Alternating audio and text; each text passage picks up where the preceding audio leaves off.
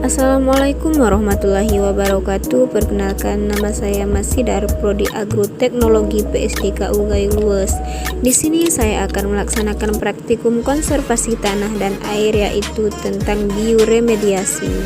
Bioremediasi berasal dari dua kata, yaitu bio yang artinya hidup dan remediation yang artinya perbaikan kembali, yang berarti perbaikan kembali daerah atau lokasi yang terkena papar limbahnya dengan bantuan makhluk hidup. Kesimpulannya adalah bioremediasi adalah salah satu teknologi alternatif untuk mengatasi masalah lingkungan dengan memanfaatkan bantuan mikroorganisme yang bertujuan untuk memecah atau mendegradasi zat pencemar menjadi bahan yang kurang beracun atau tidak beracun. Proses utama pada bioremediasi adalah biodegradasi, biotransformasi, dan biokatalis. Saat bioremediasi terjadi, enzim-enzim yang diproduksi mikroorganisme memodifikasi polutan beracun dengan mengubah struktur kimia polutan tersebut. Enzim mempercepat proses tersebut dengan cara menurunkan energi aktivasi, yaitu energi yang dibutuhkan untuk memulai suatu reaksi. Pada proses ini terjadi biotransformasi atau biodetoksifikasi. Senyawa toksi menjadi senyawa yang kurang toksi atau tidak toksi.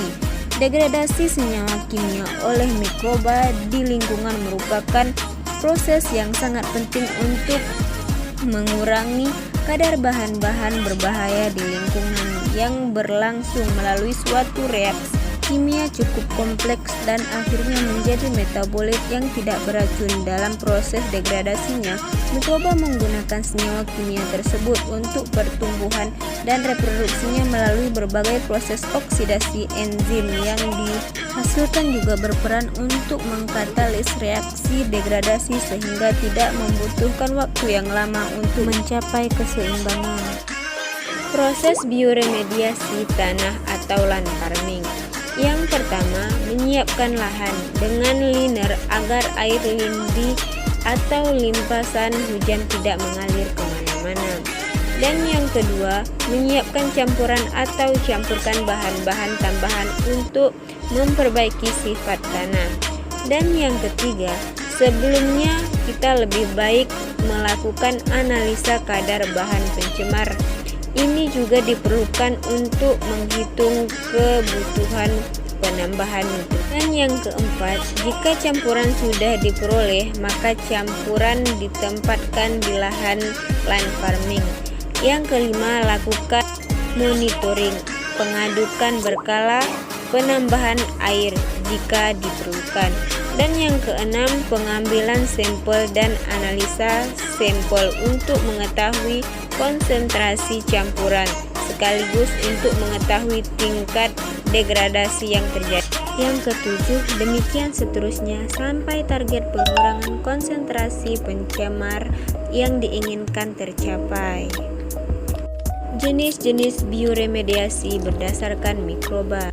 Yang pertama, biostimulasi yang berperan sebagai nutrien dan kondisi lingkungan. Yang kedua, bioaugmentasi yang berperan sebagai penambahan mikroba atau tanaman.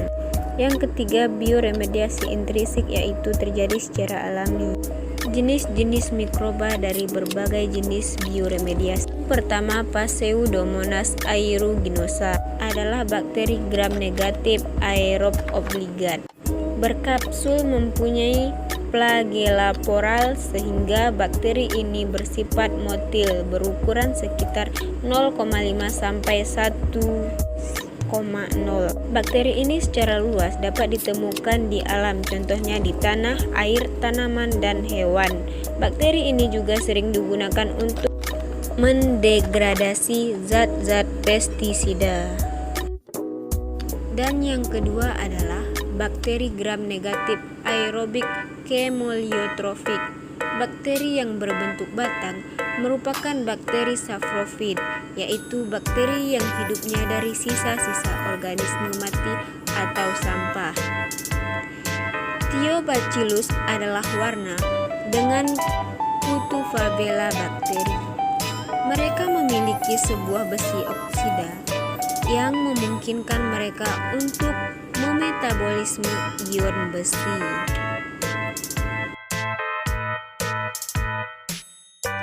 Dan yang ketiga, dikenal juga sebagai Haemophilus bacillus organis. Bacillus adalah bakteri gram positif. Katalase positif ditemukan dalam tanah dan saluran pencernaan ruminansia dan manusia. Sebuah anggota genus Bacillus subtilis adalah berbentuk batang dan dapat berbentuk endospora pelindung yang keras, memungkinkan untuk mentoleransi kondisi lingkungan yang ekstrim. Bakteri ini adalah salah satu bakteri dalam produksi enzim yang disekresikan dan digunakan pada skala instruksi oleh perusahaan bioteknologi. Dan yang keempat, Escherichia coli atau biasa disingkat dengan E. coli adalah salah satu jenis spesies bakteri gram negatif. Coli banyak digunakan dalam teknologi rekayasa genetika. Biasa digunakan sebagai vektor untuk menyisipkan gen-gen tertentu yang digunakan untuk dikembangkan.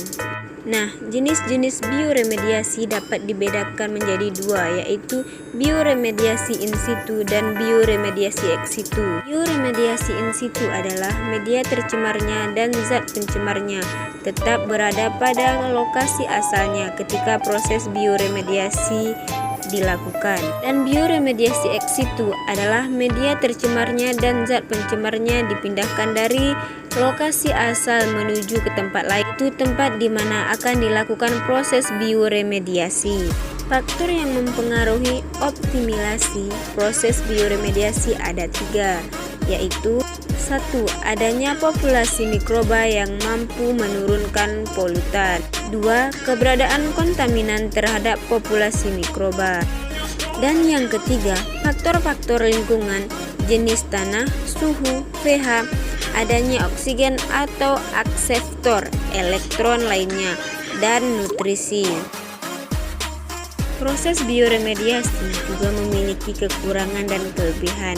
Kelebihannya yaitu yang pertama, proses pelaksanaannya dapat dilakukan langsung di daerah tersebut dengan lahan yang sempit sekalipun. Yang kedua, mengubah polutan bukan hanya memindahkannya. Yang ketiga, proses degradasi dapat dilaksanakan dalam jangka waktu yang cepat. Yang keempat, bioremediasi sangat aman digunakan karena menggunakan mikroba yang secara alamiah sudah ada di lingkungan tanah. Yang kelima, bioremediasi tidak menggunakan atau menambahkan bahan kimia yang berbahaya. Dan yang keenam, teknik pengolahannya mudah diterapkan dan murah biaya. Dan kekurangannya adalah pertama, tidak semua bahan kimia dapat diolah secara bioremediasi. Yang kedua, membutuhkan pemantauan yang ekstensif. Dan yang ketiga, membutuhkan lokasi tertentu. Yang keempat, pengotornya bersifat toksik. Dan kelima, padat ilmiah. Dan keenam, berpotensi menghasilkan produk yang tidak dikenal. Ketujuh, dapat digabung dengan teknik pengolahan lain. 8. Resepsi sebagai teknologi yang belum teruji. Penerapan teknologi bioremediasi yaitu yang pertama adalah bioflok, adalah kumpulan dari berbagai organisme baik jamur, bakteri, protozoa ataupun algae yang tergabung. Yang kedua, dalam sebuah gumpalan flok, aplikasi BFT juga banyak diaplikasikan dalam sistem pengolahan air limbah. Yang ketiga, industri bakteri ikut membentuk flok ini, memiliki fungsi dalam siklus nutrisi dalam sistem bioflok. Bioflok memiliki kelebihan dan kekurangan. Kelebihannya adalah 1. pH relatif stabil. 2. Tidak mengandung pada sinar matahari serta aktivitasnya akan menurun bila suhu rendah. 3. Tidak perlu ganti air. Keempat, limbah tembak atau kotoran algae, sisa pakan almonia didaur ulang serta dijadikan makanan alami berprotein tinggi. Keempat, lebih ramah lingkungan. Kekurangannya adalah 1. 1. Tidak dapat diterapkan pada tambak yang bocor. 2. Memerlukan peralatan atau aerator yang cukup banyak. Ketiga, pengamatan harus lebih jeli. Dan yang keempat adalah kurang cocok pada tanah yang mudah teraduk atau erosi. Kesimpulannya adalah bioremediasi merupakan penggunaan mikroorganisme yang telah dipilih untuk ditumbuhkan pada polutan tertentu sebagai upaya untuk menurunkan kadar polutan tersebut pada saat proses bioremediasi berlangsung. Enzim-enzim yang diproduksi oleh mikroorganisme memodifikasi struktur polutan beracun menjadi tidak kompleks sehingga menjadi metabolit yang tidak